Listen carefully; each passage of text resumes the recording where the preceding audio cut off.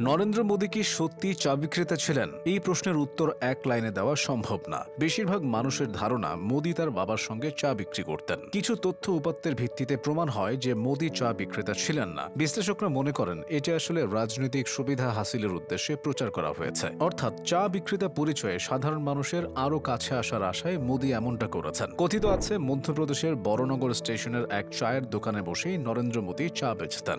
মোদী ও তার দল আগে বহুবার বলেছে যে মোদী তার বাবার চায়ের দোকানে কাজ করতেন। কয়েক বছর আগে বড়নগর রেল স্টেশন চত্বরটি লোক সমাগমে পরিপূর্ণ ছিল। স্টেশনের প্ল্যাটফর্ম এবং এর আশেপাশে দোকানের অভাব ছিল না, কিন্তু সেখানে এখন একটি দোকানও নেই। তবে আর সব দোকানের অস্তিত্ব খুঁজে না পেলেও মোদীর চায়ের দোকানটি এখনো আছে। অবিকল পুরনো অবস্থাতেই রাখা হয়েছে সেটিকে, কিন্তু সেখানে নেই কোনো চায়ের দোকানে, জ্বলে না কোনো চুলা। দোকানটির ভাঙাচোরা টিনে লেখা রয়েছে নরেন্দ্র মোদীর চায়ের দোকান, আপনি সিসিটিভির নজরে। 2017 সালে মোদী এই স্টেশন ঘুরে গেছেন। 8 কোটি রুপি ব্যয়ে পুরো স্টেশনটিকে নতুন করে গড়ে তোলে রেল মন্ত্রণালয়। সে সময় মোদীর সেই চায়ের দোকানটি একটুও ছোঁয়া হয়নি, পুরোপুরি আগের অবস্থাতেই রাখা হয়। ভারতের রাজনীতি বিশ্লেষকরা মনে করেন ভোটে ভারতীয়দের নজর কাটতেই মোদী চাওয়ালা ভাবমূর্তি তৈরি করেছিলেন। 2019 সালে ছত্তিশগড়ের মুখ্যমন্ত্রী ভূপেশ বাঘেল বলেছিলেন বড়নগর স্টেশনে মোদী যে কেটলিতে চা বেচতেন এখনো পর্যন্ত সেই কেটলি কেউ দেখেননি। আজ পর্যন্ত কাউকে পাওয়া যায়নি যিনি মোদীর হাত থেকে চায়ের পেয়ালা নিয়েছেন। তার এই বক্তব্যের কারণে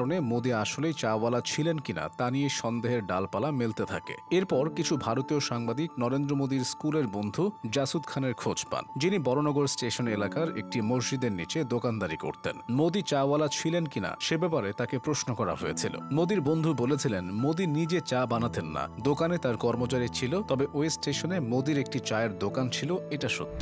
মোদীর পারিবারিক বন্ধু এবং গুজরাটের প্রবীণ সাংবাদিক সতীশ মোরির মতে বড়নগর গ্রামের স্টেশনে ওরকম কোনো দোকানই ছিল না। আসলে যে দোকানটি মোদীর বাবা চালাতেন সেটি একটি চায়ের ঠেলাগাড়ি, আর সেটাও থাকতো স্টেশনের বাইরে। পরে অবস্থার কিছুটা উন্নতি হলে মোদীর বাবা স্টেশনের কাছেই রাস্তার উপরে একটা ছোট্ট দোকান করেন। কেউ কেউ ধারণা করেন নরেন্দ্র মোদী যে সময়ে বড়নগরে বড় হয়েছেন সে সময়ে ওই স্টেশনটাই ছিল না, চায়ের দোকান তো দূরে থাক। কেননা মোদী যখন বড়নগরে বড় হয়েছেন তখন সেটা খুব ছোট্ট একটা গ্রাম ছিল। মিটার গেজ রেল লাইনের একটা স্টেশন ছিল, দিনে সেখানে একটি কি দুইটি ট্রেন দাঁড়াতো। তথ্যের অধিকার আইন অনুযায়ী সাংবাদিকরা ভারতীয় রেলের কাছে জানতে চায় যে মোদীর বাবাকে বড়নগর রেল স্টেশনে চায়ের দোকানের লাইসেন্স কবে দেওয়া হয়েছিল এবং সে সংক্রান্ত কোনো নথি পাওয়া যাবে কিনা, কিন্তু সে ব্যাপারে কোনো তথ্য ভারতীয় রেলের কাছে ছিল না। ভারতের আইন সংক্রান্ত সংবাদ দেয় এমন একটি নির্ভরযোগ্য ওয়েবসাইট লাইভ লয়ের তথ্য মতে রেলের আহমেদাবাদ বিভাগের কাছেও এ সংক্রান্ত কোনো তথ্য নেই। নরেন্দ্র মোদীর চা বিক্রি করা নিয়ে এর আগেও যেমন প্রশ্ন উঠেছে, তেমনি তার পড়াশোনার ডিগ্রি নিয়েও বিরোধী দলগুলো একাধিকবার সন্দেহ প্রকাশ করেছে।